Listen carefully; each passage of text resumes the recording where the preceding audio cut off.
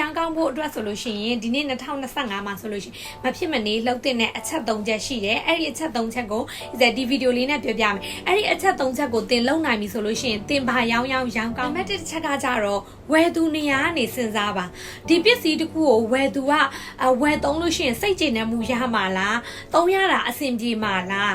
နောက်ပြီးတော့ဈေးနှုန်းတင်လားဝယ်သူနေရာကနေစဉ်းစားပြီးဝယ်သူနေရာကနေများတွေးကြည့်ငါဆိုရင်ရောဒီပစ္စည်းကိုဝယ်သုံးခြင်းလားဒီလောက်ဈေးနှုန်းပေးခြင်းလားဒီပစ္စည်းကဒီလောက်ဈေးနှုန်းပေးပြီးသုံးရအောင်လို့တန်လားဒီပစ္စည်းကိုဝယ်သုံးလိုက်ခြင်းအပြင်ကိုယ့်အတွက်ဘယ်လိုအကျိုးရှိမှာလဲဒါဝယ်သူနေရာကနေစဉ်းစားဝယ်သူနေရာကနေများစဉ်းစားပြီးဝယ်သူနေရာကနေများစဉ်းစားလေရောင်းရလေနံပါတ်1တစ်ချက်ကကြတော့ trend ကိုလိုက်ဖို့လိုတယ် trend နဲ့အညီဖြစ်နေဖို့လိုတယ်ကိုယ့်ရဲ့ကြော်ညာတွေကိုယ့်ရဲ့ဓာတ်ပုံတွေကိုယ့်ရဲ့ product ကပေါ့နော် trend နဲ့အညီလိုက်ပြီးလုပ်နိုင်ရမယ်ကိုယ့်ရဲ့ content တွေက trend နဲ့အညီဖန်တီးနိုင်ရမယ်ကိုယ့်ရဲ့ video တွေကဒီနေ့လက်ရှိမှာခေတ်စားနေတဲ့ trend နဲ့အညီ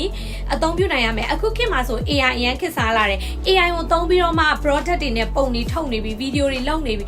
ဒါမှမဟုတ်ရာသီဥတုအလိုက်ပေါ့နော်အခုလက်ရှိအချိန်မှာဆိုဘာပွဲရှိလဲဒီပွဲအလိုက် trend အလိုက်လုပ်နိုင်ရမယ်ဒါဆိုလို့ရှိရင်လည်းသင်ရဲ့ product တွေသင်ဘာရောင်းကောင်းမှာပဲ service ပဲရောင်း product ပဲရောင်းအဓိက trend နောက်ကိုလိုက်ရမယ်နောက်ဆုံးတစ်ခုကကြတော့အရန်ကြီးရောင်းချင်တဲ့စိတ်ဆန္ဒတွေရှော့ထားပါအရန်ကြီးရောင်းချင်တဲ့ဆိုတာမျိုးမဖြစ်ဘဲနဲ့ဝယ်သူပေါ်မှာစေတနာထားပြီးဆက်ဆံကြည့်ကိုယ့်စီမှာလာဝယ်တဲ့သူကိုစေတနာထားပြီးမှရှင်းပြကြည့်သူဒီပစ္စည်းကိုဝယ်မှာမဟုတ်ပါဘူးရှောက်မေးနေတာဘာလို့မတွေးဘဲနဲ့ကိုယ့်စီမှာလာမေးတယ်ကိုယ့်ရဲ့ချက်ပေါက်ကိုရောက်လာကိုယ့်ရဲ့ comment ကိုရောက်လာပြီဆိုတာကသူဒီပစ္စည်းကိုစိတ်ဝင်စားလို့ဒီ product ကိုစိတ်ဝင်စားလို့ဒီ service ကိုစိတ်ဝင်အဲ့ဒီအချိန်မှာသူဝယ်မဝယ်ကိုကသူ့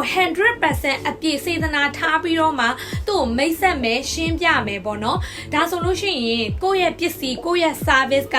ရောင်းကောင်းတဲ့ service ရောင်းကောင်းတဲ့ product ဖြစ်လာမှာကိုယ့်ရဲ့ page ကိုလူသိများခြင်းနဲ့ဘာလုပ်ရမှာလဲဒေါ်လာသုံးပြီးမှ boost ပဲလုပ်နေမှာလားဒါဆိုရင်ပတ်စံကုန်ပြီးတော့ဒီလို boost လုပ်တဲ့အခါမှာပဲ view တက်မယ်ရောင်းကောင်းမယ်အဲ့တော့ဒေါ်လာမသုံးမဲနဲ့ boost မလုပ်ဖ ೇನೆ အခုပြောပြသွားတဲ့3ချက်ကိုဒါတည်တည်ချာချာလေးလုပ်မယ်ဆိုလို့ရှိရင်ကိုကဘာပဲရောင်းကောင်းစီမှာအသေးချပဲเนาะစီးပွားရေးတစ်ခုစကြင်တယ် online ပေါ်မှာစီးပွားရေးဘယ်လိုလုပ်ရမလဲဆိုပြီးတော့လေ့လာနေသူတွေအတွက်ဒါမှမဟုတ်လက်ရှိမှာလုပ်ကိုင်နေတဲ့သူတွေအတွက်နီလန်ကောင်းတွေအခွင့်အလမ်းကောင်းတွေစိတ်ခွန်အားတွေကိုအများကြီးပေးပြီးတော့မှပြောပြနေတဲ့သူတယောက်ဖြစ်ပါတယ်။ Is it ကိုယ်တိုင် online business မှာ6နှစ်ကျော်